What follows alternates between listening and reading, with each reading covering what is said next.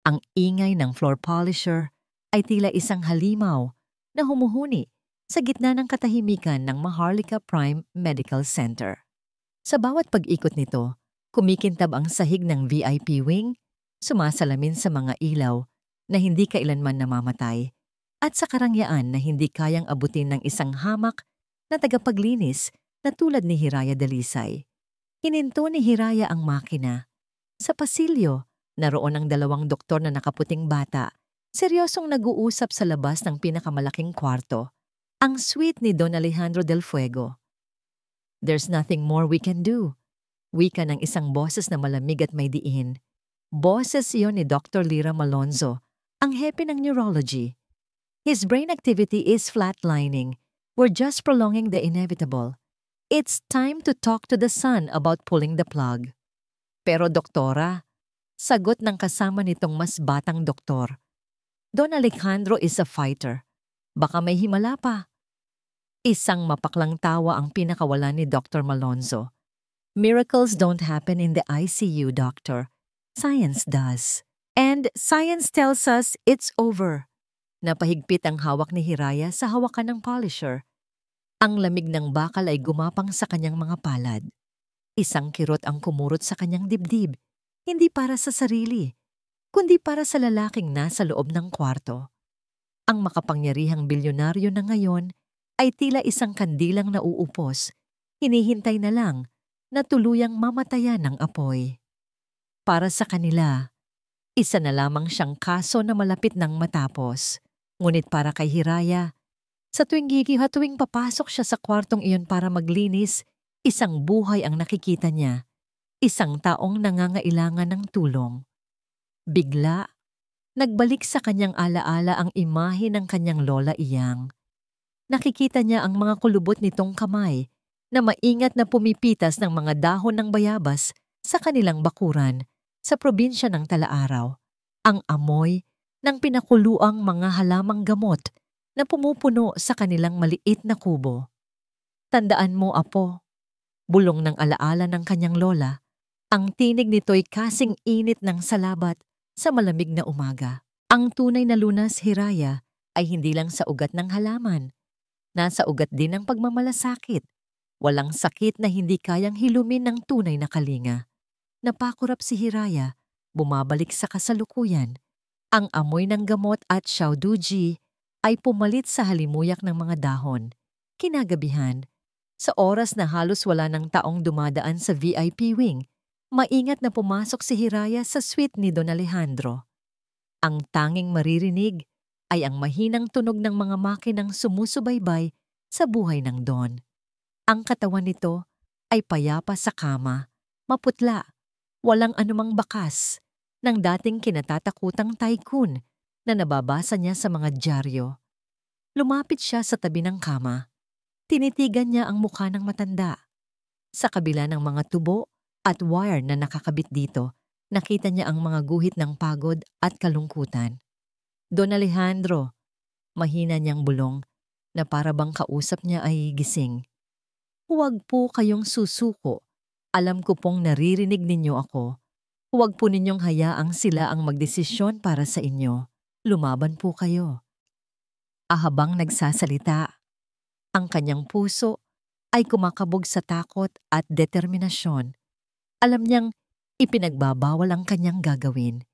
Isang maling galaw lang, isang reklamo lang, at mawawalan siya ng trabahong bumubuhay sa kanyang pamilya.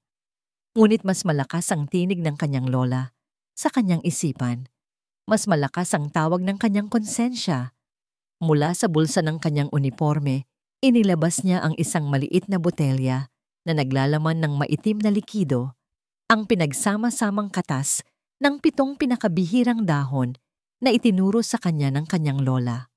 Ang lunas sa mga karamdaman na hindi pangkaraniwan. Nanginginig ang kanyang kamay. Isang butil ng pawis ang tumulo mula sa kanyang noo. Dahan-dahan, isinawsaw niya ang dulo ng isang malinis na pamunas sa likido.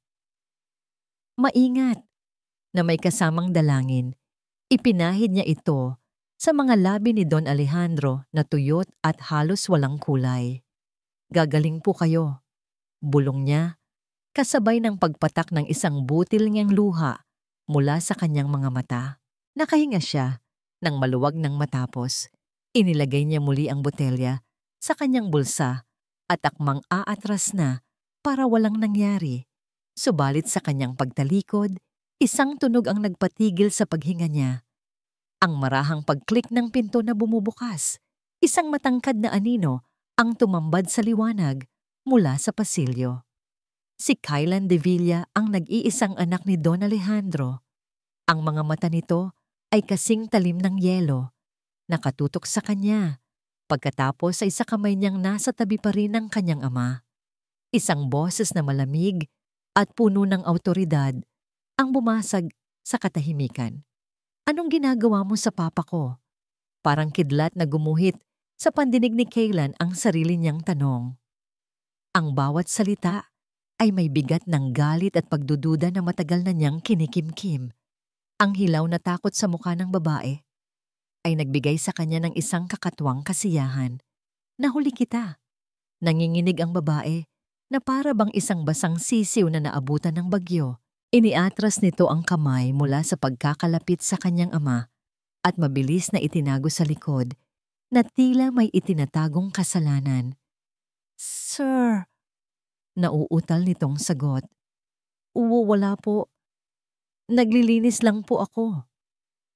Isang tawang walang tunog ang kumawala sa lalamunan ni Kylan. Puno ng pang-uuyam. Naglilinis? Sa tingin mo ba ay bulag ako? Nakita ko. May ipinapahid ka sa labi ng papa ko. Ano yon? Lumapit siya. Bawat hakbang ay mabigat at nagbabanta. Nakita niya kung paano napalunok ang babae. Ang uniforme nitong pang-janitor, ang amoy ng panlinis na nakakapit dito. Lahat ay sumisigaw na hindi ito kabilang sa lugar na ito. Sa tabi ng pinakamamahal niyang ama. Milyon-milyon ang ibinabayad niya sa mga pinakamagagaling na espesyalista sa buong mundo. Tapos isang hamak na tagapaglinis lang ang magtatangkang gumawa ng sarili nitong panggagamot? Sumagot ka. Sigaw niya. Hindi na napigilan ang galit na nag-uumapaw sa kanyang dibdib. Ano ang ibinigay mo sa kanya? Lason ba yan? Hindi po. Mabilis na tanggi ng babae. At sa isang iglap, ang takot sa mga mata nito ay napalitan ng isang kislap ng determinasyon. Halamang gamot po yun, sir. Para po tulungan siyang lumakas. Halamang gamot? Halos masuka si Kylan sa mga salitang narinig. Are you kidding me? Sa tingin mo ba ay maniniwala ako sa mga kwentong kutsero mo? Baka isa ka sa mga nagpapanggap na albularyo para makapangloko ng mga desperadong pamilya. Hinablot niya ang braso nito. Manipis iyon at bahagyang nanginginig sa kanyang pagkakahawak. Sabihin mo sa akin ang totoo o tatawag ako ng security at ipapakulong kita. Kasabay ng pag-alog niya sa babae, isang maliit na botelya ang nahulog mula sa bulsa nito at gumulong sa makintab na sahig. Ang maitim na likido sa loob nito ay tila isang sumpa sa paningin ni Kylan. Ano yan? Dinig niyang tanong ng isang pamilyar na boses mula sa may pinto. Napalingon silang dalawa. Doon, nakatayo si Dr. Lyra Malonzo. Ang mga braso ay nakahalukip-kip at ang mukha ay isang maskara ng propesyonal na pagkayamot. Binitawan ni Kylan ang braso ni Hiraya na tila ito'y isang bagay na nakakadiri. Lumapit si Dr. Malonzo. Ang takong ng sapatos nito ay tumataginting sa sahig. Isang tunog na nagpapahiwatig ng kapangyarihan. Pinulot niya ang botelya at inamoy ito. Isang ngiwi ng pandidiri ang gumuhit sa kanyang mga labi. Well, wika ni Dr. Malonzo. Ang tingin ay lumipat mula sa botelya patungo kay Hiraya. Ano ito? Dumi galing sa kung saang probinsya? Anong klaseng katas ng kung ano-anong damo ang sinusubukan mong ipainom sa pasyente ko? Tumingin si Dr. Malonzo kay Kylan. I warned you about this, Kylan. The desperation of these people. They will try anything for money. Itinapon niya ang botelya sa basurahan. Security! Tawag niya sa intercom. May trespasser sa suite ni Mr. Del Fuego. Palabasin ninyo ang babaeng ito at siguraduhin ninyong hindi na siya makakatapak pa sa ospital na ito. She's fired. Nakahinga ng maluwag si Kaylan. Ito ang tamang desisyon. Ito ang luhikal na gawin. Ngunit bago pa man niya tuluyang maramdaman ang kapanatagan, isang yaya ang humahangos na pumasok sa kwarto. Ang mukha ay hindi maipinta. Sir Kaylan, Doktora! Wika ng yaya, habol ang hininga. Yung vitals po ni Don Alejandro. Lahat sila ay napatingin sa malaking monitor sa tabi ng kama. Ang puso ni Kaylan ay biglang kumabog ng malakas. Sanay na siyang makita ang pabago-bago at mahinang linya sa monitor. Isang paalala ng unti-unting pagkawala ng kanyang ama. Ngunit ngayon, iba. Ang beep ay regular. Ang linya ng kanyang heart rate ay matatag. Hindi malakas, pero matatag. Anong bulong ni Dr. Malonzo lumapit sa monitor na tila hindi makapaniwala. Kanina pa po yan, doktora. Paliwanag ng yaya. Ang boses ay may halong pagkamangha. For the first time in months, naging stable po ang tibok ng puso niya for a full 5 minutes. Hindi po nagbabago. Ang mundo ni Kaylan ay tila huminto sa pag-ikot.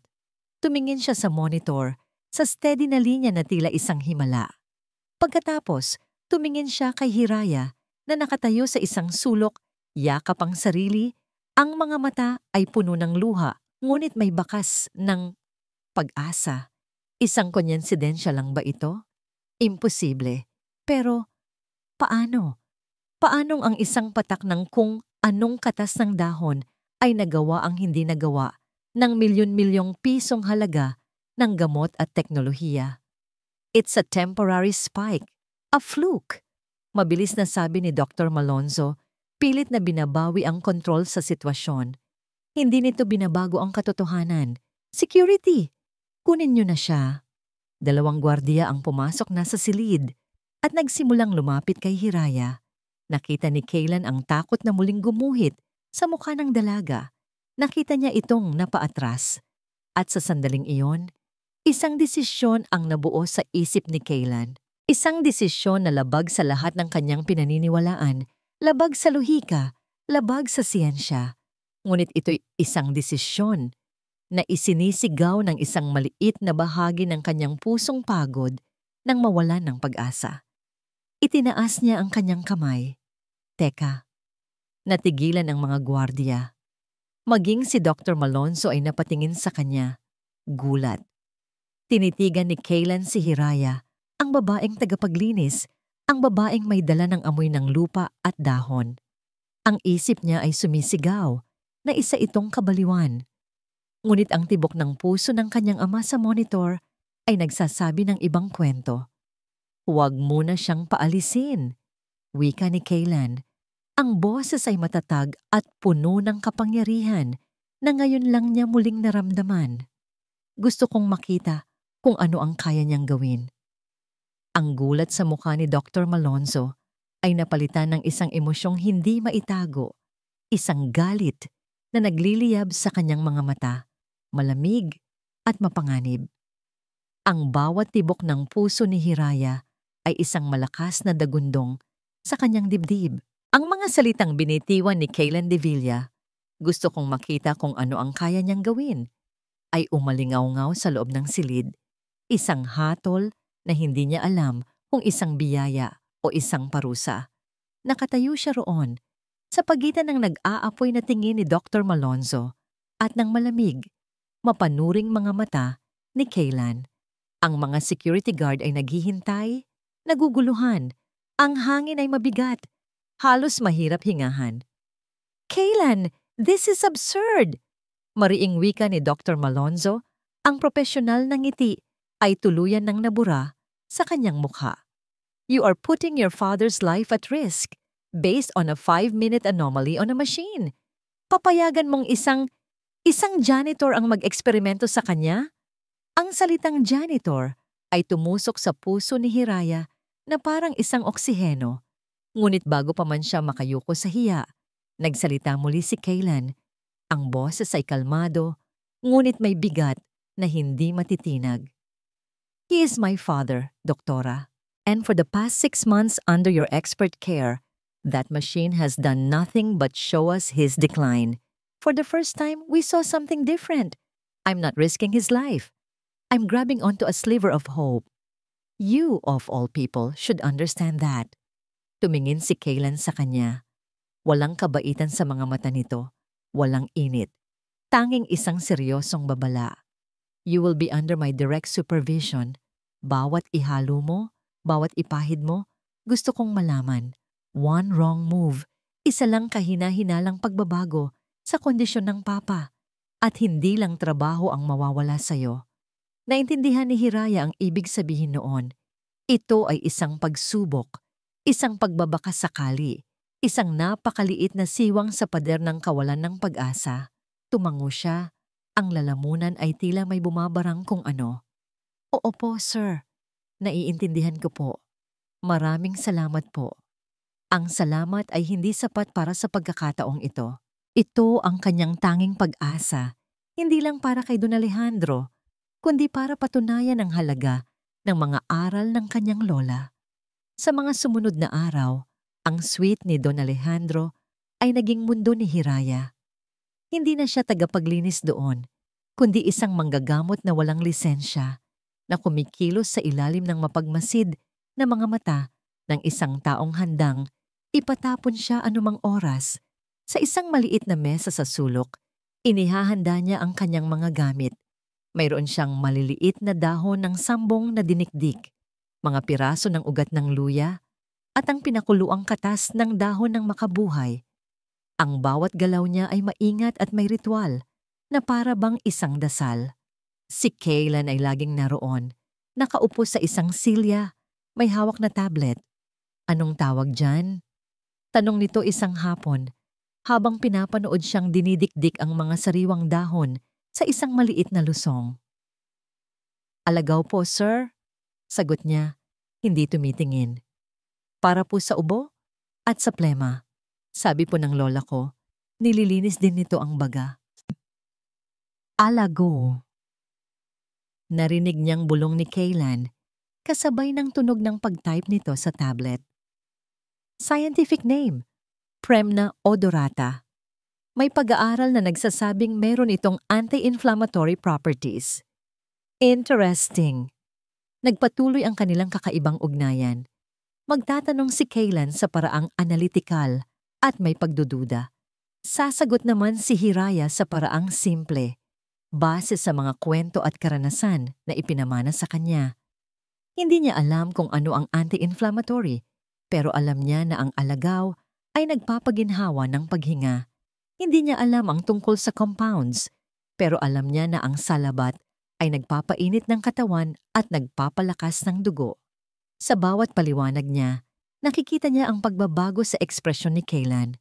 Ang dating laging kunot na noon nito ay bahagyang lumuluwag.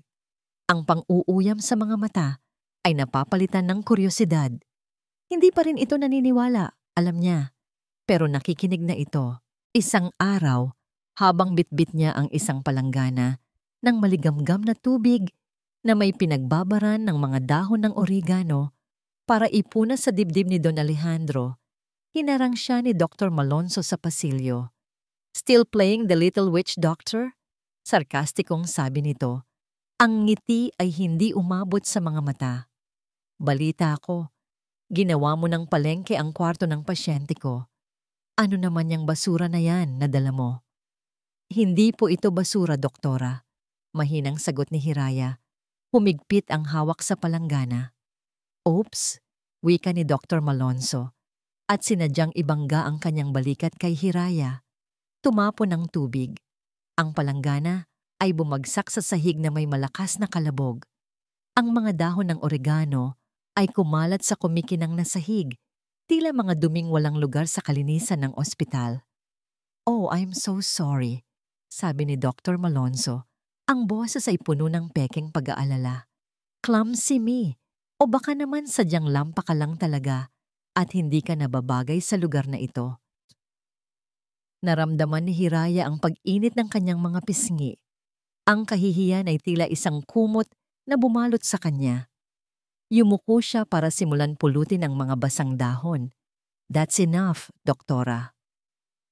Isang boses na matatag at may awtoridad ang pumutol sa pang-aapi ni Dr. Malonzo.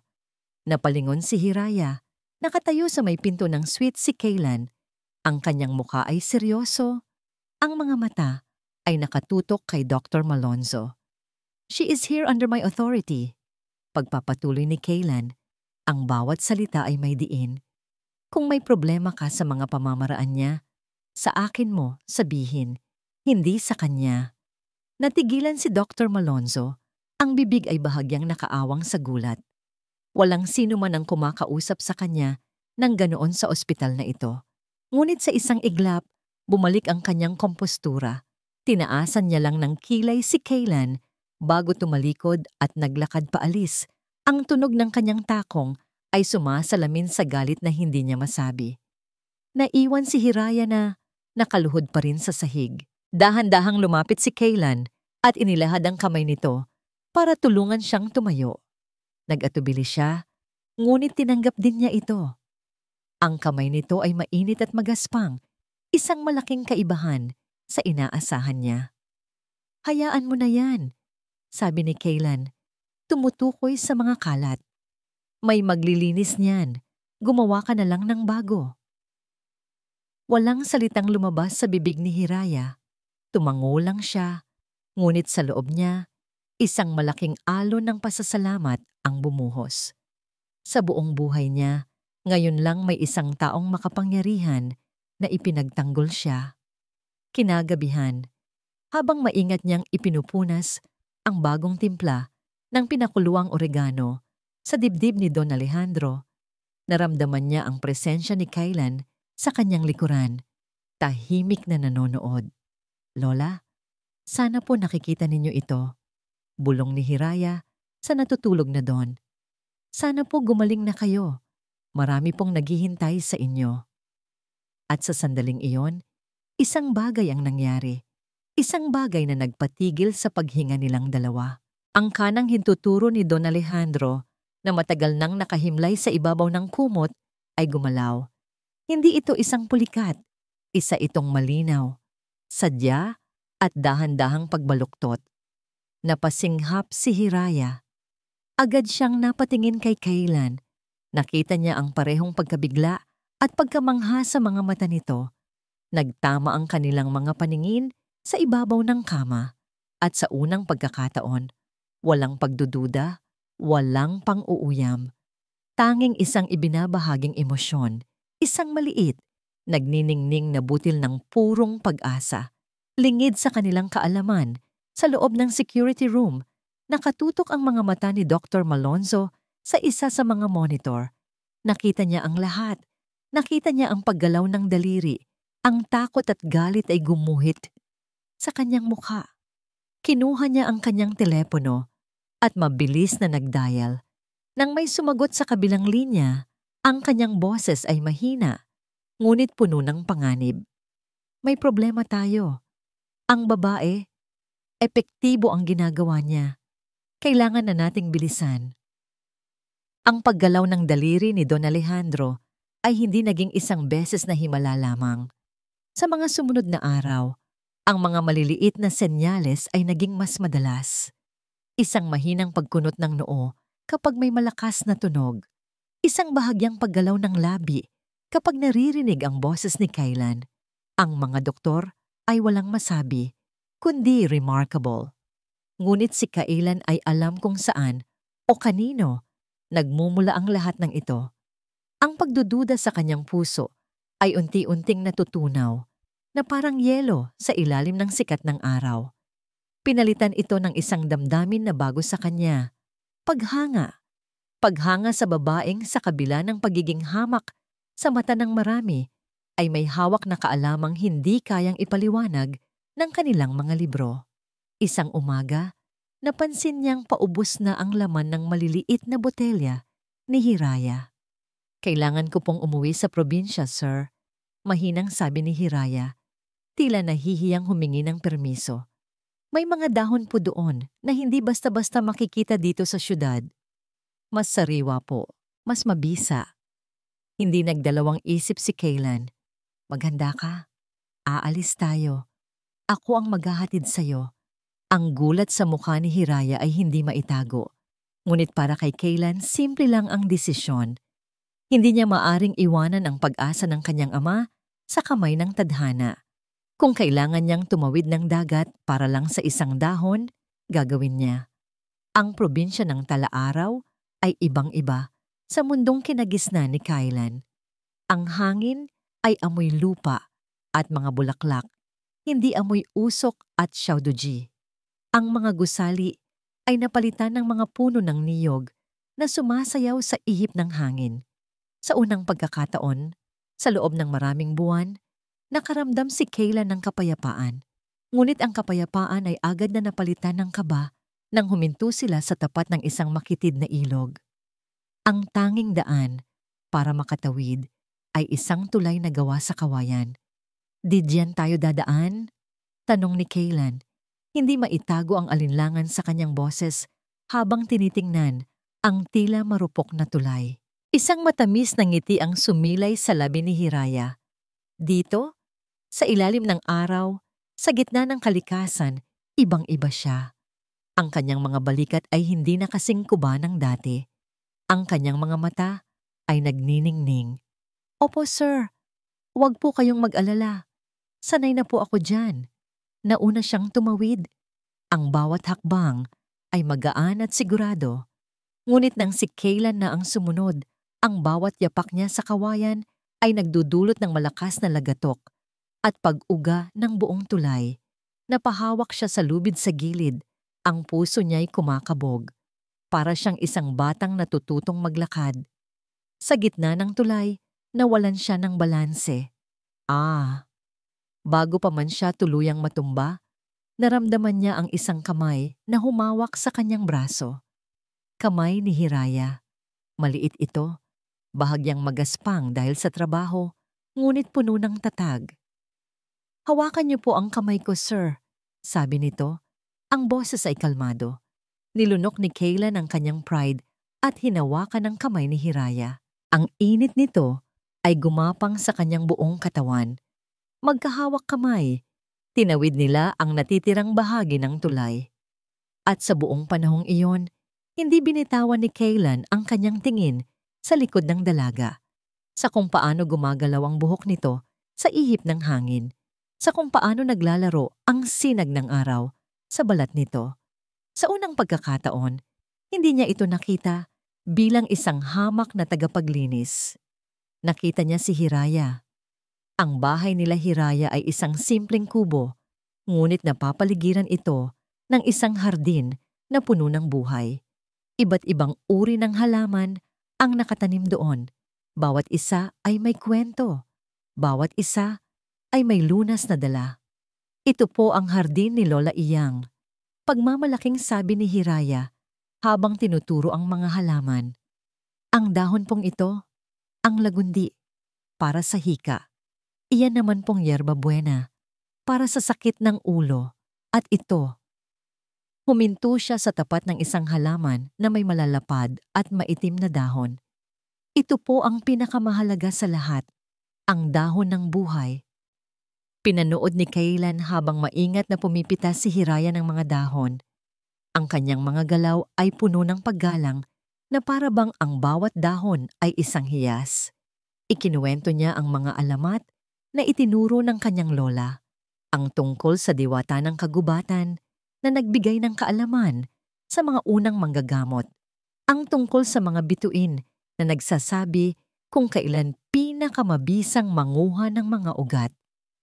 Para sa isip ni Kaylan na sinanay sa siyensya at datos, ang mga kwento ay dapat nakatawa-tawa. Ngunit sa paraan ng pagkukwento ni Hiraya na may kasamang pananampalataya at pagmamahal, nahanap niya ang sarili na nahuhumaling. Nang gabing iyon, ipinaghain siya ng ina ni Hiraya ng simpleng hapunan, sinangag, tinapang isda, at isang mangkok ng mainit na sabaw. Umupo sila sa sahig, sa isang maliit na bilog. Pasensya na po kayo, sir. Kung ito lang ang aming makakayanan. Wika ng ina ni Hiraya. Huwag po kayong mag-alala. Masarap po ito. Sagot ni Kaylan. At sa unang pagkakataon, sa loob ng maraming taon, naramdaman niya ang ibig sabihin ng mga salitang yon. Sinubukan niyang kumain gamit ang kanyang mga kamay, gaya ng ginagawa nila. Naging clumsy at magulo ito sa simula. Ngunit sa tulong ng magiliw na pagtawa ni Hiraya, natutunan din niya. Naramdaman niya ang init ng isang pamilya, isang bagay na matagal nang nawala sa kanyang malaking mansyon. Pagkatapos ng hapunan, lumabas sila sa bakuran. Ang langit sa probinsya ay isang itim na kumot na binudburan ng milyon-milyong bituin. Walang mga gusali na humaharang sa tanawin. Ang ganda! Bulong ni Kaylan, nakatingala. Opo, sagot ni Hiraya na nakatayo sa tabi niya. Sabi po ni Lola, ang bawat bituin ay isang pangarap. Ang kailangan lang daw po natin ay piliin kung aling pangarap ang ating susundan. Tumingin si Kaylan sa kanya. Sa dilim, ang kanyang muka ay malambot at payapa. Ang pagod sa kanyang mga mata ay napalitan ng isang ningning na hiram mula sa mga bituin. Naramdaman niya ang isang hindi maipaliwanag na paghila, isang pagnanais na alisin ang isang hibla ng buhok na tumatakip sa mukha nito. Mali ang pagtingin ko sa iyo, Hiraya. Aminado niya. Ang boses ay mas mahina kaysa sa kanyang nakasanayan. Hinuhusgahan kita base sa kung anong suot mo, hindi sa kung sino ka talaga. I'm sorry. Isang mahiyaing na ngiti ang sumilay sa mga labi ni Hiraya. Okay lang po, sir. Sanay na po ako. Ang mga salitang iyon, sanay na po ako, ay tumama kay Kaylan na parang sampal. Napagtanto niya kung gaano karaming Dr. Malonzo na ang dumaan sa buhay ng babaeng ito. Hindi na dapat okay lang, sabi niya. At sa isang iglap, ginawa niya ang isang bagay na hindi niya pinag-isipan. Dahan-dahan niyang inangat ang kanyang kamay at hinawi ang hibla ng buhok sa mukha ni Hiraya. Ang kanyang mga daliri ay bahagyang dumampi sa pisngi nito, malambot, mainit. Nagkatitigan sila. Ang hangin sa pagitan nila ay biglang napuno ng kuryente. Ang tunog ng mga kuliglig sa paligid ay tila humina. Ang oras ay bumagal. Ngunit ang sandaling iyon ay biglang nabasag ng malakas na pagring ng kanyang telepono. Napamura si Kaylan sa isip. Mabilis niyang kinuha ang telepono mula sa kanyang bulsa. Ang pangalan sa screen ay nagpatigil sa kanyang paghinga. Maharlika Prime, ICU. Hello? Mabilis niyang sagot. Ang boses sa kabilang linya ay puno ng pag-aalala. Isang yaya. Sir Kaylan! Sir! Kailangan niyo pong bumalik dito agad. Bakit? Anong nangyari? Tanong niya. Ang puso ay nagsimulang kumabog ng mabilis. Si Don Alejandro po. Pagkatapos po ng huling check-up ni Dr. Malonzo sa IV drip niya kanina, bigla na lang pong bumagsak ang lahat ng vitals niya. Critical po ang lagay niya, sir. Critical. Ang mundo ni Kaylan ay gumuho. Ang kapayapaan na naramdaman niya kanina ay biglang naging isang bangungot. Ang mga bituin na tila simbolo ng pag-asa ay biglang naging mga saksi sa isang paparating na trahedya. Tumingin siya kay Hiraya na ngayon ay puno ng pag-aalala at isang malamig na takot ang gumapang sa kanyang buong pagkatao. Ang biyahe pabalik ng Maynila ay isang tahimik na impyerno. Ang bawat kilometro na kanilang tinatahak ay isang karera laban sa oras. Ang mga masasayang alaala ng tulay na kawayan at ng kalangitan na puno ng bituin ay tila isang panaginip na biglang binasag ng isang malupit na katotohanan. Si Kaylan ang nagmamaneho, ang mga kamay ay mahigpit na nakakapit sa manibela. Ang mga mata ay nakatutok sa daan na may bagsik na nakakatakot. Hindi na siya nagsalita. Ang init at pag-aalala na naramdaman ni Hiraya mula sa kanya kanina ay ganap ng naglaho na parang hindi kailanman umiral. Pinalitan ito ng isang pader ng yelo na hindi kayang tibagin ng anumang salita. Nakatungo lang si Hiraya Sa upuan ng pasahero, ang mga daliri ay magkakakrus sa kanyang kandungan. Ang puso ay dinudurog ng libu-libong tanong at ng isang matinding kaba. Ano ang nangyari? Paano? Bakit? Pagdating nila sa Maharlika Prime, ang eksena ay puno ng kaguluhan. Ang mga yaya at doktor ay nagmamadaling pumasok at lumabas sa suite ni Don Alejandro. Ang tunog ng mga monitor ay mas malakas at mas irregular. Isang musika ng panganib. Nakatayo sa labas ng pinto, si Dr. Lira Malonzo, naghihintay na parang isang buwitre. Ang kanyang muka ay isang perpektong maskara ng pag-aalala. Ngunit sa likod ng kanyang mga mata, mayroong isang kislap ng tagumpay na tanging si Hiraya lang ang nakapansin. "Kaylan, thank God you're here," sabi nito sa isang malumanay na boses. "We're doing everything we can." "What happened?" Mariing tanong ni Kaylan. Ang boses ay garalgal. Sa pinipigilang emosyon, ibinigay ni Doktor Malonzo kay Hiraya ang isang mabilis, mapanuring tingin bago bumaling muli kay Kaylan. "Let's talk inside my office," sa loob ng malamig. At napakalinis na opisina ni Dr. Malonzo, nagsimula ang paglilitis. Naglabas ang doktora ng mga chart at mga resulta ng test, itinuturo ang mga numero at mga linyang hindi maintindihan ni Hiraya. "We ran some tests the moment his vitals crashed," paliwanag ni Dr. Malonzo. Ang kanyang boses ay puno ng pekeng awa. "The results are conclusive. His body is showing signs of a severe allergic reaction. His kidneys, they're starting to fail.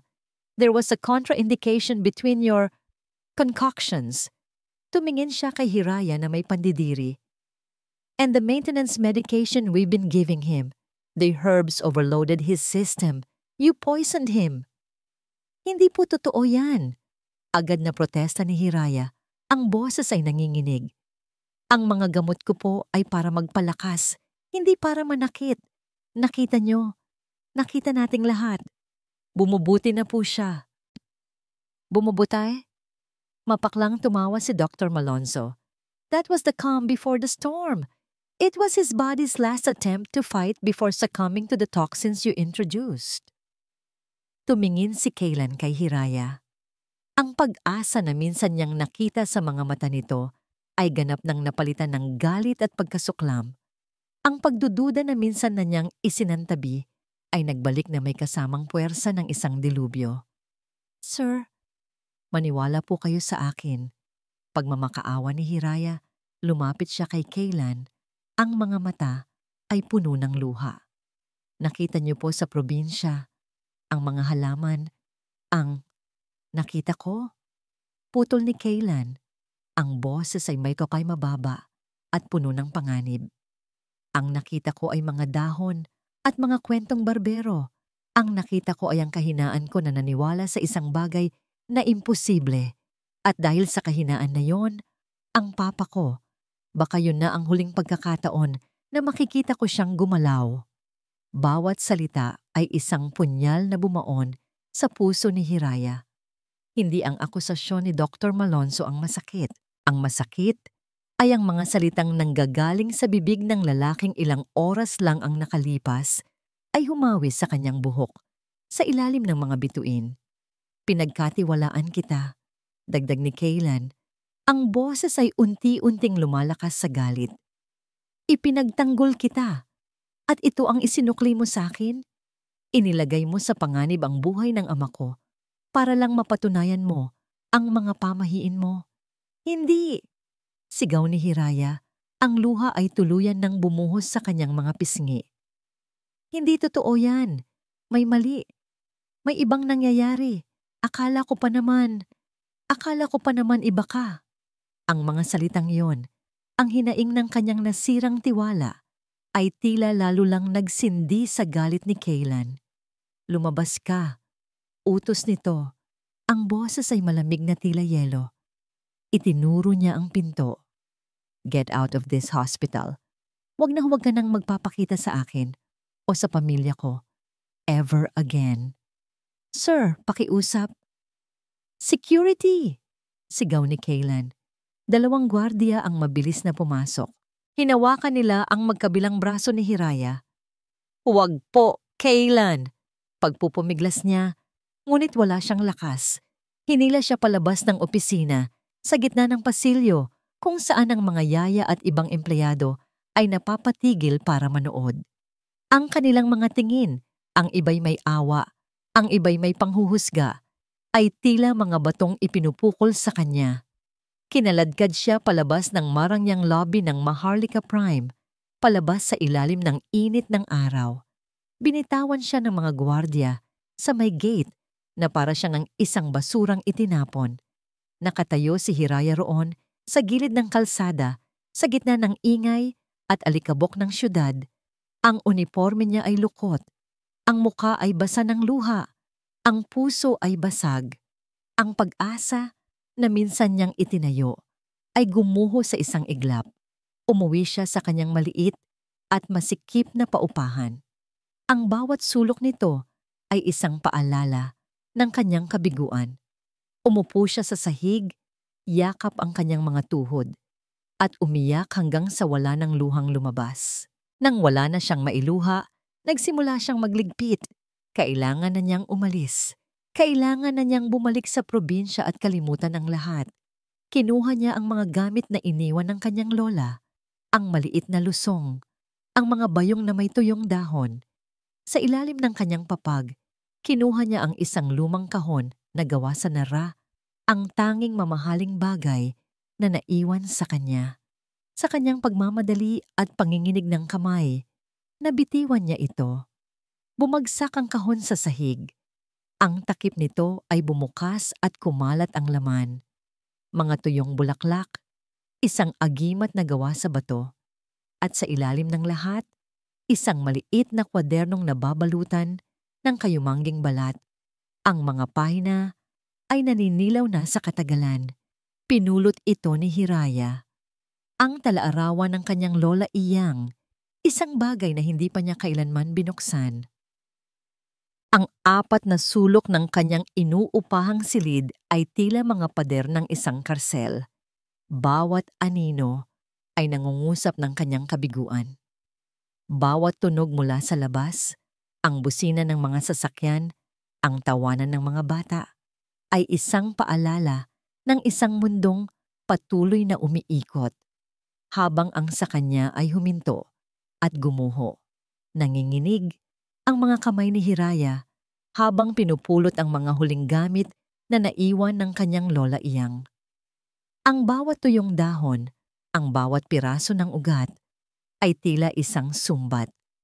Ipinagkatiwala sa kanya ang isang mahalagang kaalaman, at nabigo siya. Nabigo niyang ipagtanggol ito. Nabigo niyang ipaglaban ang katotohanan. Sa ilalim ng kanyang papag, hinila niya ang isang lumang kahon na gawa sa nara. Mabigat ito, hindi lang sa kahoy, kundi sa mga alaala na nakapaloob dito. Sa kanyang pag-angat, ang kanyang mga daliri na manhid pa rin sa pag-iyak ay bumitaw. Ang tunog ng bumagsak na kahon ay umalingaw-ngaw sa katahimikan. Bumukas ang takip nito. Kumalat sa sahig ang laman. Mga kumpol ng tuyong bulaklak ng sampagwita, isang itim na anting-anting na bato, at isang bagay na nakatago sa ilalim ng lahat. Isang maliit na kwadernong nababalutan ng kayumangging balat. Ang mga pahina nito ay naninilaw na. Ang mga sulok ay tupi-tupi na sa katagalan. Ang talaarawan ng kanyang lola Iyang, pinulot ito ni Hiraya. Dahan-dahan na may kasamang pagpipitagan, binuksan niya ito. Ang amoy ng lumang papel at mga pinatuyong halaman ay humalimuyak, at sa isang iglap, tila kasama niya muli ang kanyang lola sa silid. Ang sulat kamay nito ay pamilyar at puno ng pagmamahal.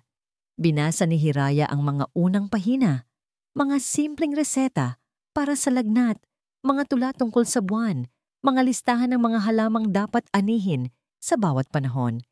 Isang ngiti ang sumilay sa kanyang labi. Ito ang kanyang lola. Ito ang kanyang mundo. Ngunit habang patuloy siyang nagbabasa, isang pahina ang pumukaw sa kanyang pansin. Ang petsa ay halos 20 taon na ang nakalipas. Ang pamagat, na nakasulat sa mas mariing tinta ay ang karamdaman na hindi pangkaraniwan. Nagsimulang bumilis ang tibok ng puso ni Hiraya. Isang pasyente ang dinala sa akin mula sa kabilang baryo. Basa niya sa isinulat ng kanyang lola. Ang kanyang katawan ay unti-unting nanghihina na parang isang kandilang nauubusan ng mitsa. Ang mga doktor sa bayan ay sumuko na. Sinabing isa itong kakaibang sakit sa ugat na walang lunas. Nagpatuloy siya sa pagbabasa at ang bawat salita ay tila isang pamilyar na multo. Ang tibok ng kanyang puso ay pabago-bago. Minsan ay malakas, minsan ay halos hindi na marinig. Hirap siyang huminga, hindi siya makagalaw. Ngunit alam ko, sa aking puso, na hindi ito isang ordinaryong sakit. Hindi rin ito kulam. May iba, may isang bagay na banyaga sa loob ng kanyang katawan. Napahigpit ang hawak ni Hiraya sa kwaderno. Ang mga sintomas. Parehong-pareho sa mga sintomas ni Don Alejandro. Nanginginig ang kanyang mga daliri habang inililipat niya ang pahina. Dito, nakadetalye ang mga linggo ng pagsusuri ng kanyang lola. Ang pagsubok sa iba't ibang halamang gamot. Ang mga gabi ng pagdarasal at pagmamasid. At sa wakas, ang pahina ng katotohanan. Hindi ito sakit. Nakasulat sa pahina. Ang mga salita ay tila isinulat ng may panginginig. Ito ay lason. Isang lason na galing sa ugat ng halamang kulimlim. Isang uri ng baging na tumutubo lamang sa mga madidilim at basang sulok ng gubat. Ang lason nito, kapag ibinigay ng paunti-unti, ay ginagaya ang mga sintomas ng isang malubhang sakit sa nerbiyos. Hindi ito nakikita sa dugo. Hindi ito natutuklasan ng ordinaryong pagsusuri. Isang malamig na takot ang gumapang sa buong katawan ni Hiraya. Ang kanyang paghinga ay tila huminto. At pagkatapos ay binasa niya ang huling talata, ang mga salitang babago sa lahat. Ngunit ang kalikasan ay laging may sagot. Ang lason ng kulimlim ay may katapat. Ang pinagsama-samang katas ng dahon ng buhay, alagaw at sambong, hindi ito gamot na pampalakas. Ito ay isang nabitiwan ni Hiraya ang talaarawan. Ang mga piraso ng palaisipan ay biglang nabuo sa kanyang isipan na may nakakabinging kalinawan. Ang biglaang pagbuti ni Don Alejandro nang simulan niya ang gamutan. Dahil nilalabanan ng mga halaman ang lason, ang biglaang pagbagsak ng vitals nito matapos ayusin ni Dr. Malonzo ang IV drip dahil dinadagdagan nito ang lason sa katawan ng Don. Ang lason ay nagpapabilis ng tibok ng puso, pero ang mga halamang gamot ko ang nagpapakalma nito. Kaya pala pabago-bago ang resulta.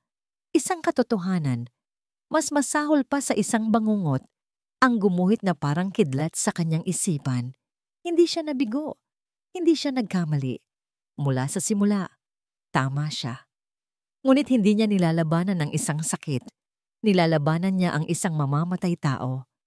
Hindi siya may sakit. Bulong ni Hiraya sa kawalan. Ang kanyang boses ay puno ng pangingilabot. Nilalason siya. Ang lahat ng sakit, ang lahat ng hiya, ay biglang napalitan ng isang matinding pangangailangan na kumilos. Kailangan niyang sabihin kay Kaylan. Kailangan niyang balaan ito. Ngunit paano? Paano siya paniniwalaan ng lalaking nagtaboy sa kanya na parang isang aso? Paano niya maipapaliwanag ang isang katotohanang natuklasan niya sa isang lumang talaarawan? Wala siyang pakialam. Kailangan niyang subukan. Pinunasan niya ang kanyang mga luha. Tumayo siya. Ang kanyang mga binti ay nanginginig, ngunit puno ng bagong determinasyon. Kinuha niya ang talaarawan, ang tanging ebidensya niya, at tumakbo palabas ng kanyang silid. Pagbukas niya ng pinto, isang malakas na buhos ng ulan ang sumalubong sa kanya, na para bang ang langit mismo ay umiiyak para sa katotohanang kanyang natuklasan. Hindi niya ito inalintana. Basang-basa, tumakbo siya sa gitna ng unos, pabalik sa lugar na minsan na siyang ipinagtabuyan. pabalik sa Maharlika Prime, pabalik kay Kaylan. Ang opisina ni Kaylan sa loob ng ospital ay ang kanyang naging kulungan.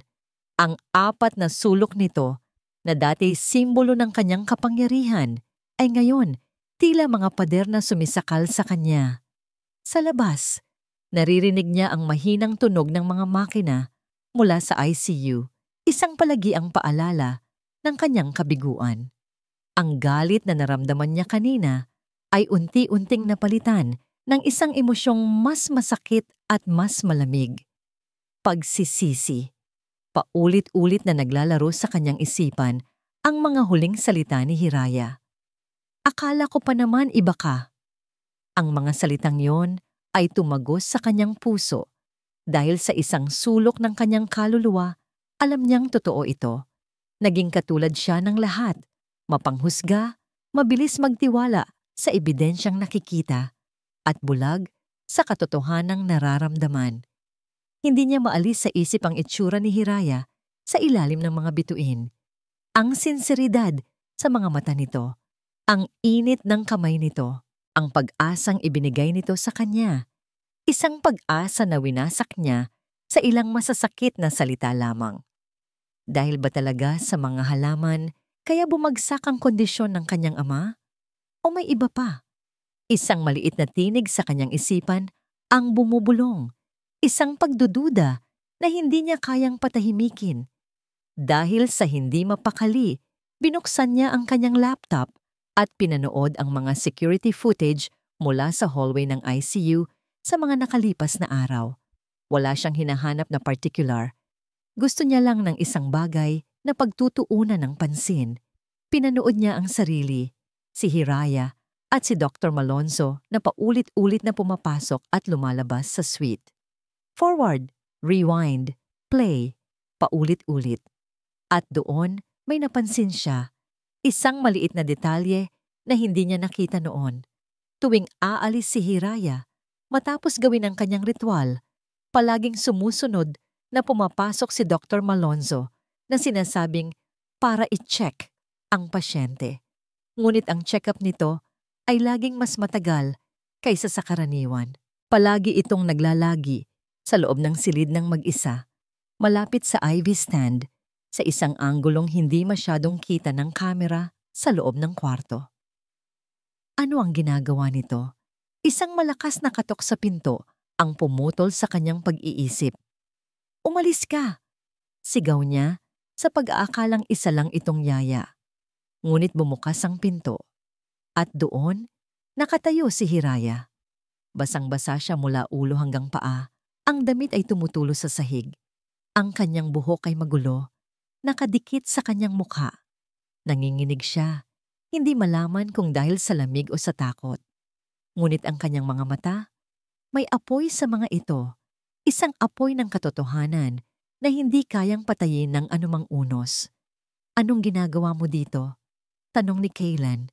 Tumayo siya. Ang gulat at galit ay muling nag-uunahan sa kanyang dibdib. "Sinabi ko nang huwag ka nang magpapakita." "Kailangan niyo po itong makita," sabi ni Hiraya. Ang boses ay nanginginig, ngunit buo. Inilapag niya sa mesa ni Kaylan ang isang bagay na basang-basa, ang lumang tala-arawan ng kanyang lola. "Ano yan? Isa na namang anting-anting?" Sarkastiko niyang tanong, ngunit hindi siya pinansin ni Hiraya. Binuksan nito ang kwaderno sa isang partikular na pahina. "Basahin niyo po." Sa una, ayaw niyang pansinin. Ngunit may isang puwersa sa mga mata ni Hiraya na nagtulak sa kanya na sumunod. Yumuko siya at sinimulang basahin ang sulat kamay ng matanda. Binasa niya ang tungkol sa karamdaman na hindi pangkaraniwan. Binasa niya ang tungkol sa mga sintomas na eksaktong-eksakto sa nangyayari sa kanyang ama. At binasa niya ang tungkol sa halamang kulimlim at sa lason nito. Ang mundo ni Kaylan ay nagsimulang umikot. Ang mga salita sa lumang papel ay tila mga sulo na nagbibigay liwanag sa isang madilim na kuweba. "Hindi siya may sakit, sir," wika ni Hiraya habang patuloy siyang nagbabasa. Nilalason siya, at ang lason na yon ang nagpapabilis ng tibok ng kanyang puso. "Kaya nang unang beses ko siyang ginamot, Biglang naging stable ang vitals niya dahil ang mga halamang gamot ko ang nagpapakalma nito, ang nagkokontra sa lason. Kaya pala pabago-bago ang resulta. Biglang nag-ugnay ang lahat sa isipan ni Kaylan. Ang mga footage, ang palaging pagpasok ni Dr. Malonzo, ang biglaang pagbagsak ng kondisyon ng kanyang ama pagkatapos nilang umalis. Hindi ito aksidente. Ito ay sadya. Tumingala siya mula sa talaarawan at tumingin kay Hiraya. Ang babaeng itinaboy niya, ang babaeng sinaktan niya, ang babaeng sa kabila ng lahat ay bumalik para iligtas ang buhay ng kanyang ama. Ang bigat ng kanyang kasalanan ay tila isang malaking bato na dumagan sa kanyang dibdib. Hiraya, wala na po tayong oras para dyan. Putol ni Hiraya. Ang boses ay puno ng pagkaapurado. Bawat minutong lumilipas, dinadagdagan niya ang lason sa katawan ng ama ninyo. Kailangan nating patunayan ito. Tumango si Kaylan. Ang kanyang isip ay mabilis na nag-iisip. Ang galit niya ngayon ay meron ng malinaw na target. Si Dr. Malonzo. Tama ka. Pero paano? Hindi tayo basta-basta makakakuha ng ebidensya. Babantayan niya ang bawat galaw natin. Nag-isip si Hiraya. Kailangan nating malaman kung ano ang eksaktong inilalagay niya sa suwero. Isang plano ang unti-unting nabubuo sa isipan ni Kaylan. Isang plano na mapanganib. Isang plano na nangangailangan ng tiwala. Tumingin siya kay Hiraya at sa pagkakataong ito, wala nang bakas ng pagdududa. Sila ngayon ay magkakampi. May naisip ako, sabi ni Kaylan. Ang kanyang boses ay seryoso. Pero kakailanganin natin ng tulong at kailangan nating kumuha ng sample ng dugo niya nang hindi nalalaman ni Dr. Malonzo. Ang katahimikan bago ang isang operasyon ay mas nakakabingi kaysa sa anumang ingay. Para kina Hiraya, Kaylan, at sa kaisa-isang taong pinagkakatiwalaan nilang isama sa kanilang plano, ang katahimikang yon ay isang kumot na puno ng tensyon. Ang taong yon ay si Ligaya, ang matalik na kaibigan ni Hiraya. Siya ay isang babaeng maliit, ngunit matapang. Ang kanyang mga mata ay laging may kislap ng katapatan at pagiging palabiro. Ngunit ngayon, ang mga matang iyon ay seryoso. Gaya, sigurado ka ba dito? Tanong ni Hiraya sa kaibigan habang inaabutan ito ng isang uniforme ng janitor. Delikado ito. Ay naku, Hira, sagot ni Ligaya habang isinusuot ang uniforme. Mas delikado kung hahayaan lang nating may isang mangkukulam na doktora na magtagumpay. No? Tsaka, kailan ba kita iniwan? Partner in crime tayo mula pa nung mga bata tayo. Tandaan mo yan. Isang mabilis na kindat ang ibinigay nito kay Hiraya bago bumaling kay Kaylan. So anong plano, Mr. Pogi na Big Boss? Napabuntong hininga na lang si Kaylan sa kakulitan ni Ligaya, ngunit sa loob-loob niya, nagpapasalamat siya sa gaan na dala nito. Simple lang ang plano, paliwanag ni Kaylan. Inilalatag ang isang floor plan ng ospital sa mesa. Gaya, ikaw ang magiging diversion. Eksaktong 3:00 ng hapon, sa oras ng pagche-check ni Dr. Malonzo sa mga pasyente sa kabilang dulo ng hallway, gagawa ka ng eksena. Itumba mo ang isang cart ng mga gamit. Gawin mong maingay. Gawin mong kapansin-pansin. Kailangan mong makuha ang atensyon ng mga nurse sa station. Tumango si Ligaya. Kayang-kaya. Ako pa. Habang nangyayari iyon, pagpapatuloy ni Kaylan, ang tingin ay bumaling kay Hiraya. Ikaw, Hiraya, ang papasok sa suite. Mayroon ka lang humigit kumulang 2 minuto. Alam mo na ang gagawin. Ang puso ni Hiraya ay kumakabog na parang tambol. Ang gagawin niya ay ang pinakadelikadong bahagi. Ang pagkuha ng dugo mula mismo sa IV line na nakakabit kay Don Alejandro gamit ang isang maliit na hiringgilya. At ikaw, sir, anong gagawin mo? Tanong ni Hiraya. Ako, sabi ni Kaylan. Ang magiging pain. Isang malamig na determinasyon ang gumuhit sa kanyang mukha. Tatawagan ko si Dr. Malonzo sa opisina ko para sa isang urgent na usapin. I will keep her busy. I will make sure na hindi niya mapapansin ang kaguluhan sa labas. Ang bawat isa ay may kanya-kanyang papel. Ang bawat isa ay isang mahalagang piraso ng kanilang mapanganib na orasan. Isang maling galaw, isang segundong pagkaantala, at lahat ay maaaring masira. Dumating ang 3:00. Ang bawat isa ay nasa kani-kanilang pwesto. Si Kaylan ay nasa kanyang opisina, dinayal ang numero ni Dr. Malonzo. Si Ligaya ay nagtutulak ng isang cart ng mga linen sa pasilyo. At si Hiraya, nakatago sa isang utility closet malapit sa suite, ang puso ay nasa kanyang lalamunan. Narinig ni Hiraya ang pagring ng telepono sa nurse's station at ang boses ni Dr. Malonzo sa kabilang linya na nagsasabing papunta na ito sa opisina ni Kaylan. Ito na ang hudyat. Pagkaraan ng ilang sandali, isang malakas na kalabog ang umalingaw-ngaw sa pasilyo. Crash! Ay! Naku po! Ang mga kumot! Tulong! Sigaw ni Ligaya. Ang boses ay puno ng drama.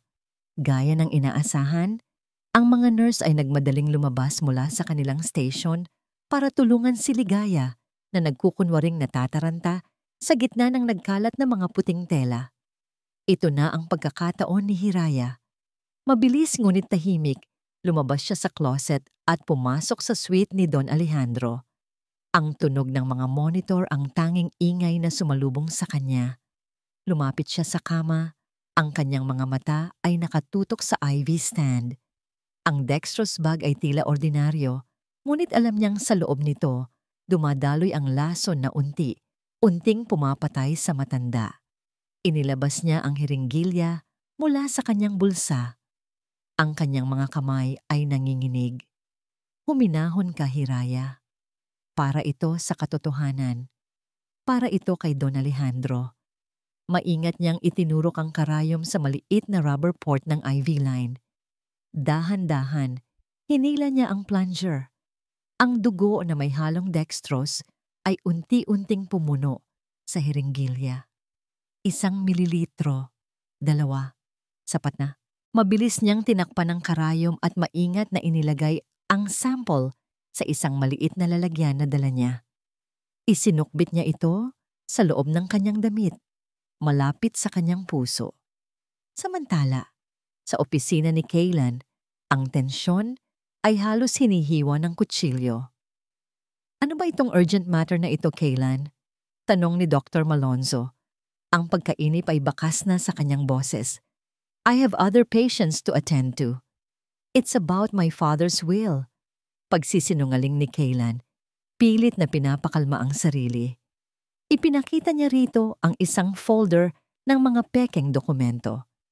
May mga provision dito na kailangan nating pag-usapan, lalo na't kung may mangyari sa kanya. Tumingin si Dr. Malonzo sa mga papel, ngunit ang kanyang mga mata ay tila hindi nagbabasa. Isang maliit na ngiti ang sumilay sa kanyang labi. Well, it's good to be prepared. Ngunit habang nagsasalita, isang bagay ang nagbago sa kanyang ekspresyon. Tumingin siya sa kanyang relo, tila may naramdaman siyang mali. Ang distraction sa labas ay masyado nang matagal. Ang pagtawag sa kanya ni Kaylan ay masyadong biglaan. You know what? Sabi ni Dr. Malonzo, biglang tumayo. We can talk about this later. I need to check on your father. Pero hindi pa tayo tapos. I insist. Putol nito. Ang boses ay hindi na nagtatanong. Mayroon ng lamig at panganib dito. Ang puso ni Kaylan ay bumagsak. Hindi. Masyadong maaga. Mabilis na naglakad si Dr. Malonzo palabas ng opisina. Sinundan siya ni Kaylan. Ang isip ay nag-iisip ng paraan para pigilan ito. Sa pasilyo, tapos na ang eksena ni Ligaya. Naglalakad na ito pabalik, bit-bit ang isang tray. Nang makita niya si Dr. Malonzo na mabilis na papalapit, nagtama ang kanilang mga mata. Sa isang iglap, alam ni Ligaya na nabisto na sila. Nagpanik si Hiraya sa loob ng kwarto. Narinig niya ang papalapit na mga yabag. Kailangan na niyang makaalis. Ngunit huli na ang lahat. Pagpihit niya paharap sa pinto, bumukas ito. Nakatayo roon si Dr. Lira Malonzo. Ang pekeng pag-aalala sa mukha nito ay ganap ng naglaho. Ang nakatayo sa harapan ni Hiraya ngayon ay isang mangangaso na nahuli na ang kanyang biktima. Ang mga mata nito ay nanlilisik, malamig, at puno ng tagumpay. Nawawala ka yata, Miss Dalisay? Wika ni Dr. Malonzo. Ang bawat salita ay tila isang patak ng lason. O baka naman, may hinahanap kang hindi sayo? Sa likod nito, dumating si Kaylan. Ang muka ay putlang-putla. Nakita niya si Hiraya na na-corner sa loob ng kwarto. Nakita niya ang mapanuyang ngiti sa labi ng doktora. Nahuli sila. Ang kanilang perpektong plano ay gumuho sa isang iglap. Ang nangiti sa labi ni Dr. Lira Malonzo ay hindi isang ngiti ng simpleng tagumpay. Ito ay isang ngiti ng isang manlalaro ng ajedrez na matagal nang alam ang huling galaw ng kanyang kalaban. Ang galing! Wika nito. Pumapalakpak ng dahan-dahan at may panguuyam. Isang perpektong munting drama. Ang magiting na tagapagligtas at ang hamak na tagapaglinis. Nakakaiyak. Pumasok siya ng tuluyan sa silid at sa likod niya, 2 security guard ang humarang sa pinto. Epektibong ikinukulong silang lahat sa loob. Hindi namin alam ang sinasabi mo. Depensa ni Hiraya. Napaatras hanggang sa maramdaman niya ang gilid ng kama ni Don Alejandro sa kanyang likuran. Oh, please! Tumawa si Dr. Malonzo. Sa tingin niyo ba ay mga tanga kami? Sa tingin niyo ba ay hindi ko nahalata ang inyong mga bulungan at palihim na pagkikita? Itinuro niya ang isang maliit na test tube na nasa ibabaw ng mesa, puno ng dugo. Inunahan ko na kayo. Habang naglalaro kayo ng inyong munting espiya-espiyahan, kumuha na ako ng sarili kong sample para ipatest. At alam niyo ba kung ano ang lumabas? Isang masamang premonition ang gumapang sa kalooban ni Kaylan. Puno ng lason. Sigaw ni Dr. Malonzo, ang kanyang boses ay biglang naging puno ng akusasyon. Security! This woman broke into my patient's room.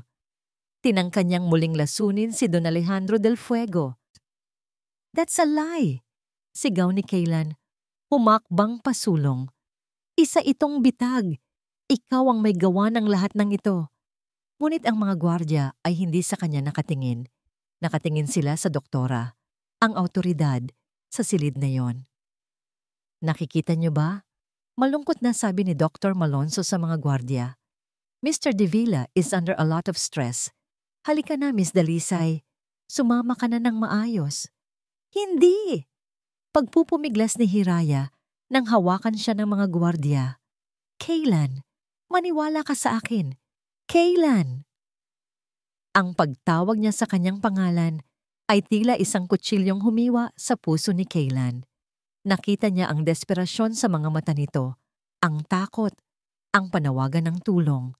Sinubukan niyang lumapit, ngunit isang gwardya ang humarang sa kanya. Sir, kumalma lang po kayo. Huwag na po nating palakihin ang gulo. Bitawan niyo siya, sigaw ni Kaylan pilit na lumalaban. Hindi niyo naiintindihan. She's the victim here. Yung doktora ang sinungaling. Ngunit walang naniwala. Ang tanging nakikita nila ay isang mayamang anak na nagwawala at isang hamak na janitor na nahuli sa akto. Kinaladkad ng mga gwardya si Hiraya palabas ng silid. Ang kanyang mga sigaw na tumatawag sa pangalan ni Kaylan ay unti-unting humina habang papalayo sila sa pasilyo hanggang sa ang tanging natira na lang ay ang nakabibinging tunog ng mga monitor. Naiwan si Kaylan sa loob. Kaharap ang kanyang pinakamasamang bangungot. Hinarap niya si Dr. Malonzo. Ang kanyang mga mata ay nag-aapoy sa galit at kawalan ng magawa. Dahan-dahang lumapit sa kanya ang doktora. Ang kanyang muka ay isang perpektong larawan ng tagumpay. Walang bakas ng pagkukunwari. Tanging purong kasamaan. Tapos na ang laro, Kaylan. Bulong nito. Ang boses ay malamig at matamis na parang lason. Oras na para magpaalam sa iyong ama. Mula sa kanyang bulsa, inilabas ni Dr. Malonzo ang isang hiringgilya. Ngunit hindi ito ordinaryo. Ang laman nito ay hindi malinaw na likido. Ito ay maitim, malapot, ang purong katas ng ugat ng kulimlim, ang huling dosis. Napailing si Kaylan, ang kanyang paghinga ay mabigat. Huwag, huwag mong gagawin yan. Ngunit para siyang isang manonood na nakatali sa kanyang upuan, pinipilit na panoorin ng isang nakakakilabot na palabas. Naglakad si Dr. Malonzo patungo sa kama. Ang bawat hakbang ay mabagal, sinasadya, na para bang ninanamnam niya ang bawat segundo ng kanyang paghihiganti. Itinaas niya ang hiringgilya. Ang malamig na metal nito ay kumislap sa ilaw ng silid. Ang mundo ni Kaylan ay bumagal. Ang tanging naririnig niya ay ang mabilis na tibok ng kanyang sariling puso at ang irregular na beep ng monitor ng kanyang ama. Nakita niya ang dulo ng karayom na dahan-dahang papalapit sa IV line na nakakabit sa braso ng kanyang ama. 1 sentimetro. Kalahating sentimetro. Ito na ang katapusan. Nabigo siya. Ngunit bago pa man tumusok ang karayom sa manipis na goma, isang kamay ang humawak sa pulsuhan ni Dr. Malonzo. Isang kamay na payat at nangangatog, ngunit may bigat ng determinasyon. Ang buong silid ay tila huminto sa paghinga. Dahan-dahan, ang mga mata na matagal nang nakapikit ay bumukas. At si Don Alejandro del Fuego ay tumingin ng diretso sa mukha ng babaeng tangkang pumatay sa kanya. Ang oras ay tila nagyelo sa loob ng suite. Ang tanging gumagalaw ay ang alikabok na sumasayaw sa sinag ng ilaw mula sa bintana. Ang hiringgilya ay nanatiling nakabitin sa hangin. 1 milimetro na lang ang layo mula sa IV line, pinipigilan ng isang mahigpit na pagkakahawak. Ang mukha ni Dr. Lira Malonzo ay isang obra maestra ng purong takot. Ang kulay ay ganap na nawala sa kanyang mga pisngi na para bang siya ang nakakita ng multo. Ang kanyang mga labi ay nakaawang, ngunit walang salitang lumalabas. Dahan-dahan, lumingon ang ulo ni Don Alejandro del Fuego sa kama. Ang kanyang mga galaw ay mabagal, puno ng hirap, ngunit may isang bigat ng kapangyarihan na hindi kailanman nawala. Ang kanyang mga mata, na matagal nang nakapikit, ay ngayon nakatitig ng diretso kay Dr. Malonzo. Mayroon itong talim na mas matalas pa sa anumang scalpel. Aanong? Nauutal na sabi ng doktora. Pilit na binabawi ang kanyang kamay. Ngunit ang pagkakahawak ng matanda, bagamat mahina, ay hindi bumibitaw. Sa labas ng silid, nagkakagulo na. Narinig ng mga nurse at ng mga gwardya ang sigaw ni Kaylan. Dala-dala pa rin nila si Hiraya na nagpupumiglas pa rin. Anong nangyayari dito? Tanong ng hepe ng security pagpasok sa silid. Ngunit natigilan siya, tulad ng lahat, nang makita ang eksena. Ang hepe ng neurology na hawak-hawak ng pasyenteng dapat ay comatose. Pipapa? Bulong ni Kaylan, hindi makapaniwala sa kanyang nakikita. Dahan-dahan siyang lumapit sa kama na para bang isang maling galaw niya ay magigising siya mula sa isang napakagandang panaginip. Ang mga mata ni Don Alejandro ay lumipat mula kay Dr. Malonzo patungo sa kanya. Isang maliit, hirap na ngiti ang sumilay sa labi ng matanda.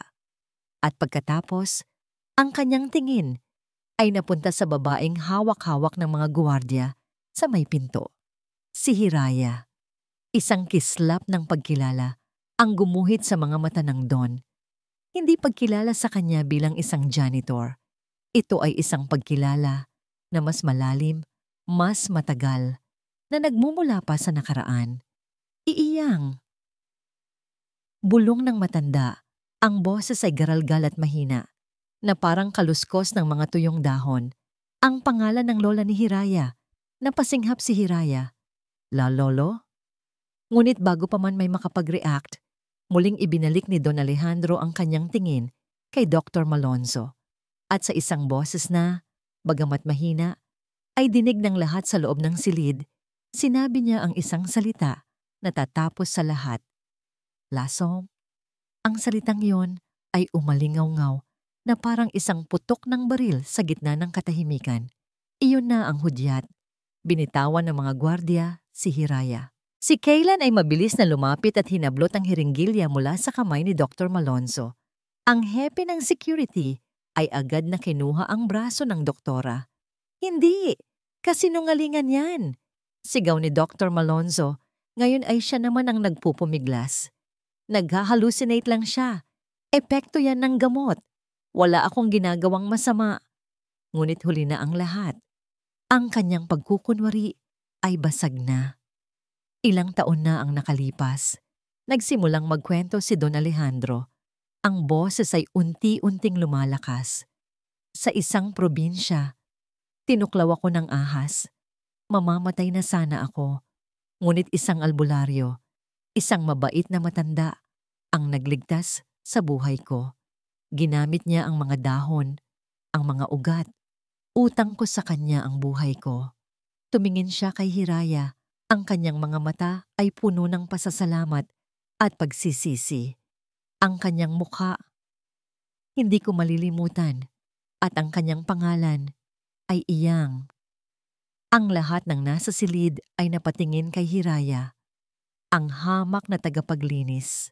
Ang apo ng babaeng minsan nang nagligtas sa buhay ng bilyonaryo. Hindi pa tapos ang lahat.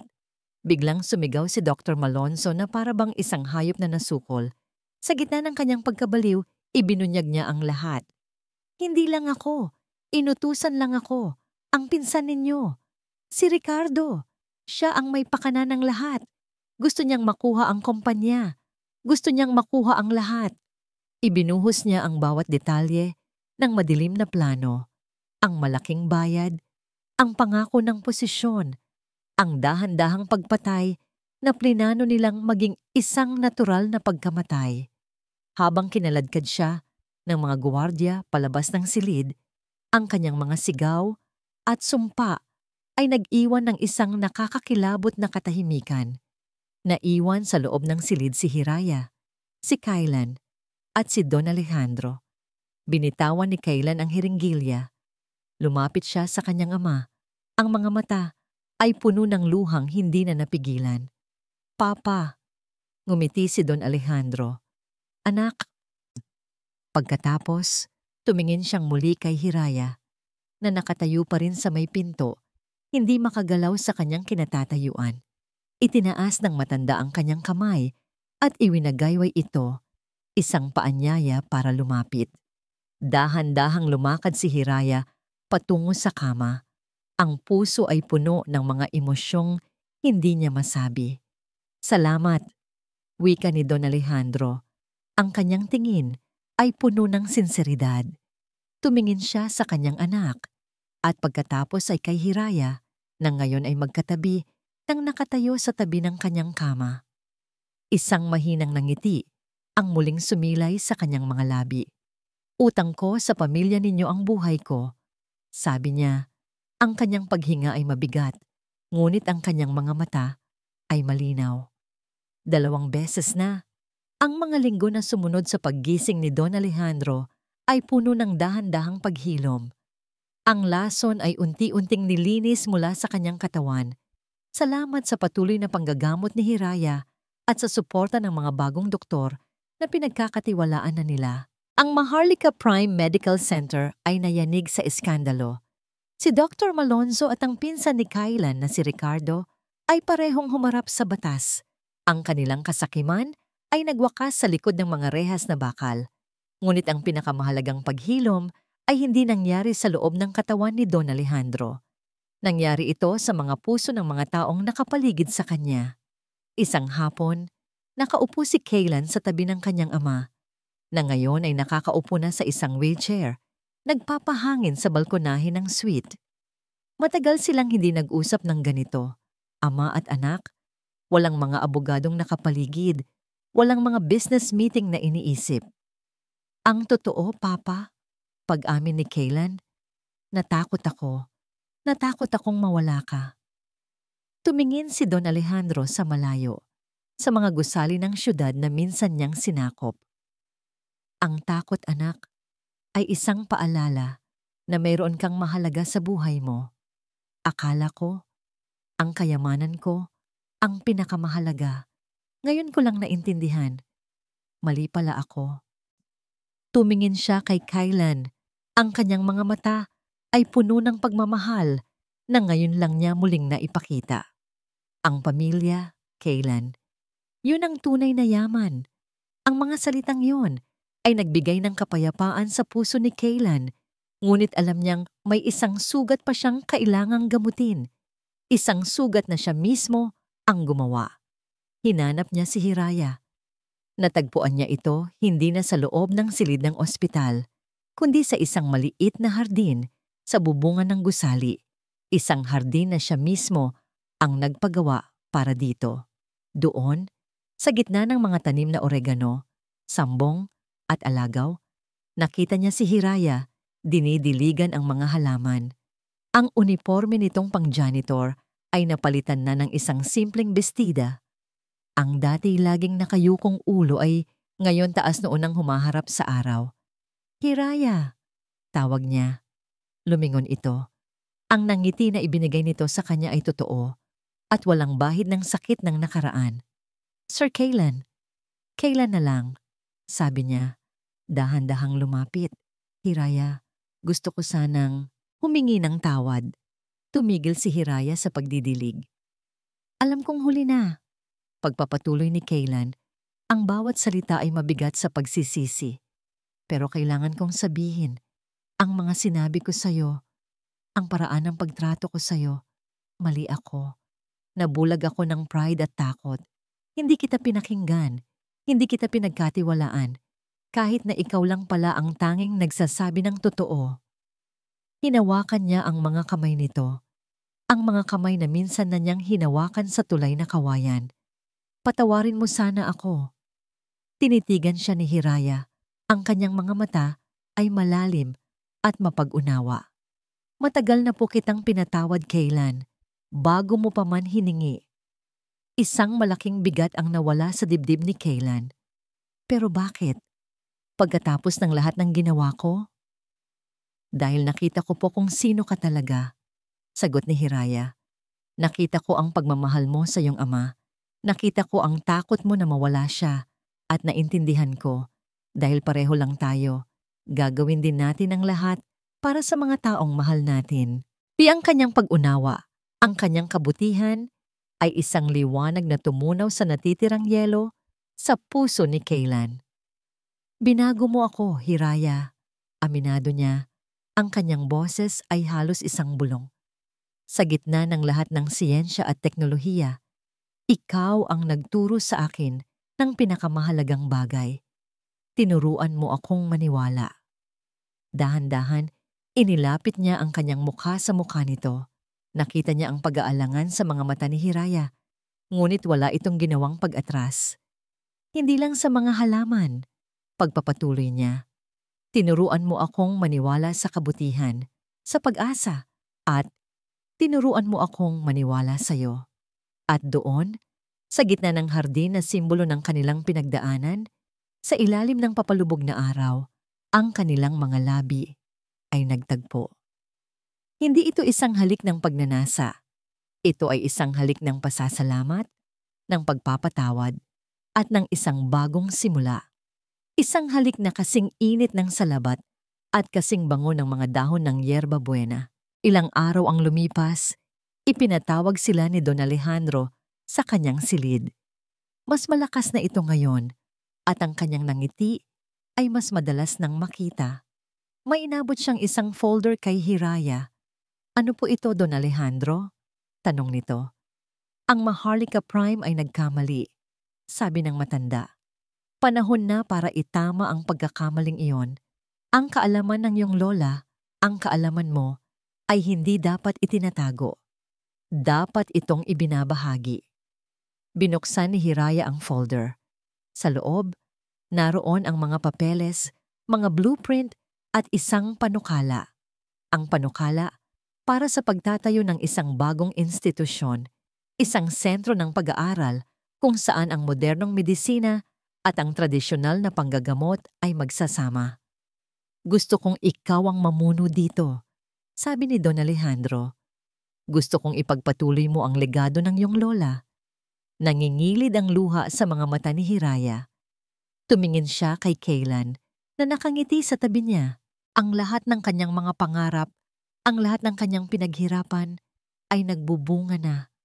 Ngunit may isang huling sorpresa si Don Alejandro. At syempre, sabi ng matanda, sabay kindat. Ang isang institusyon ay kailangan ng isang pangalan na may kabuluhan. Itinuro niya ang nakasulat sa ibabaw ng blueprint, the Dalisay del Fuego Center for Traditional and Modern Healing. 1 taon. 1 taon ang lumipas mula nang magbukas ang mga mata ni Don Alejandro at maglantad sa lahat ng kasinungalingan.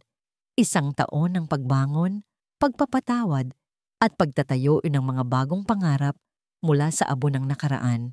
Ang araw ay mataas at maningning. Ang hangin ay nagdadala ng amoy ng bagong pintura, sariwang lupa, at ang di matatawarang halimuyak ng tagumpay.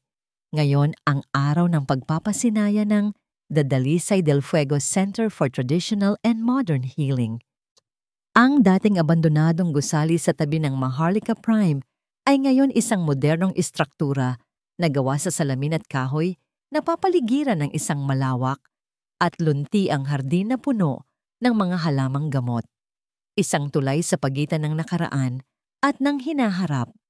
Sa entablado, sa harap ng daan-daang mga panauhin, mga doktor, mga albularyo mula sa iba't ibang probinsya, mga opisyal ng gobyerno, at mga ordinaryong taong naniniwala sa kanilang misyon, nakatayo si Hiraya Dalisay.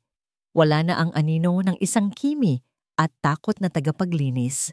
Ang babaeng nakatayo roon ngayon ay isang leader. Ang suot niyang puting bestida ay simple ngunit elegante. Ang kanyang buhok ay nakapusod ng maayos, ngunit ang pinakamalaking pagbabago ay nasa kanyang mga mata.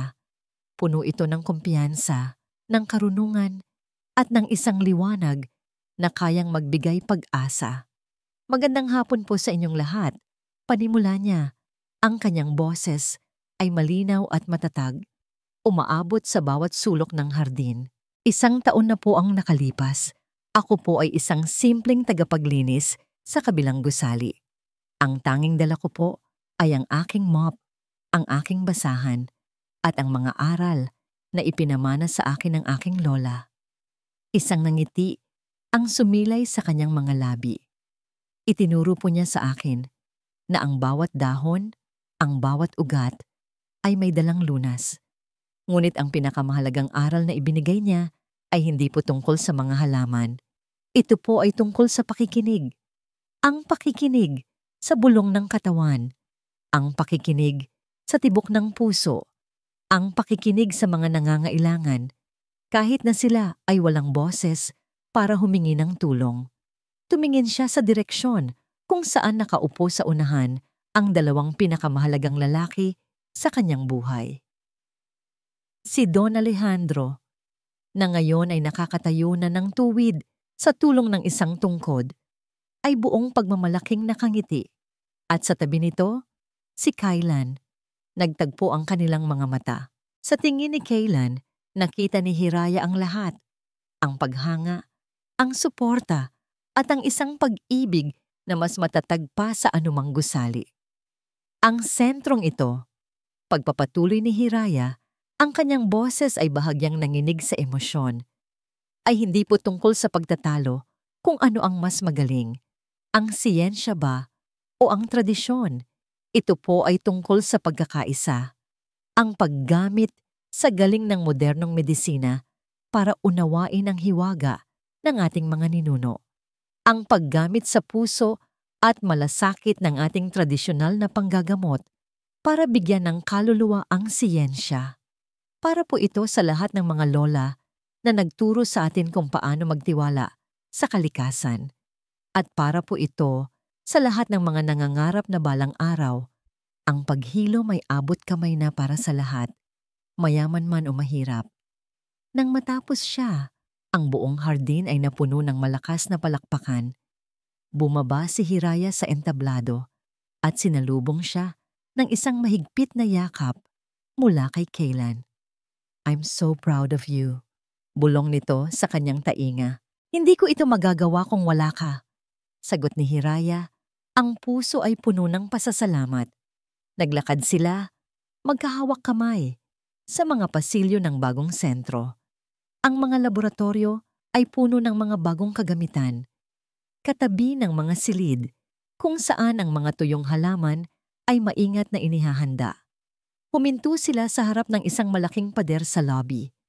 Nakaukit dito ang isang kasabihan, ang misyon ng kanilang sentro, kung saan ang karunungan ng nakaraan ay nagbibigay lunas sa hinaharap. Handa ka na ba para sa susunod na kabanata? Tanong ni Kaylan. Anong kabanata? Nakangiting tanong ni Hiraya. Lumuhod si Kaylan sa kanyang harapan. Mula sa kanyang bulsa, inilabas niya ang isang maliit na kahon. Napasinghap si Hiraya. Ang kanyang mga kamay ay napunta sa kanyang bibig. Hiraya dalisay, sabi ni Kaylan. Ang kanyang boses ay puno ng pagmamahal. Ikaw ang lunas na hindi ko alam na kailangan ko. Ikaw ang nagturo sa akin kung paano muling mabuhay. Will you marry me? Sa gitna ng palakpakan ng iilang mga kaibigan na nakasaksi na may mga luhang dumadaloy sa kanyang mga pisngi, tumango si Hiraya. Oo, Kaylan. Oo. Isinuot ni Kaylan ang singsing sa kanyang daliri. Ang bato nito ay hindi diamante. Ito ay isang maliit, makinis na esmeralda, ang kulay ng mga dahon na nagligtas sa kanilang lahat. Niyakap nila ang isa't isa, hindi bilang isang bilyonaryo at isang dating janitor, kundi bilang dalawang taong pinagbuklod ng pagsubok, pinatatag ng katotohanan, at pinag-isa ng isang pag-ibig na kasing tunay at kasing bisa ng mga halamang gamot. Ang kanilang kwento ay hindi nagtapos doon. Ito ay isang bagong simula pa lamang. Isang simula ng paghilom, hindi lang para sa mga may sakit, kundi para sa isang lipunan na matututong muling magtiwala sa karunungan ng kanyang mga ninuno at sa kapangyarihan ng isang pusong puno ng malasakit. At dito po nagtatapos ang matamis na kwento ng pag-ibig at paghilom ni Hiraya at Kaylan. Mula po sa kaibuturan ng aming mga puso, nais naming ipaabot ang aming taos-pusong pasasalamat sa inyong walang sawang pagsama sa amin sa bawat kabanata ng paglalakbay na ito. Ang pagsulat sa kwentong ito ay isang paglalakbay din para sa amin. Kasama ninyo, kami rin po ay ngumiti sa mga sandali ng kilig, kinabahan sa mga oras ng panganib, at lumuha sa mga tagpo ng pighati at tagumpay. Sana po ay naiwan sa inyo ang aral na nais naming ipaunawa, na ang tunay na halaga ng isang tao ay hindi kailanman nasusukat sa karangyaan, kundi sa isang pusong marunong magmalasakit. Sana'y ating laging tandaan na ang tunay na lakas ay madalas na matatagpuan sa pagpapakumbaba at sa pagpapatawad. At higit sa lahat, na kahit sa pinakamadilim na gabi ng ating buhay, laging may sisikat na isang bagong umaga na puno ng pag-asa. Ang inyong mga saloobin at komento ay musika sa aming pandinig. Ibahagi niyo po sa amin kung anong aral o damdamin ang iniwan sa inyo ng kwentong ito. Bawat mensahe mula sa inyo ay isang inspirasyon para sa amin na magpatuloy sa paglikha ng mga kwentong tatatak sa puso. Hanggang sa muli nating pagkikita sa susunod na kwento.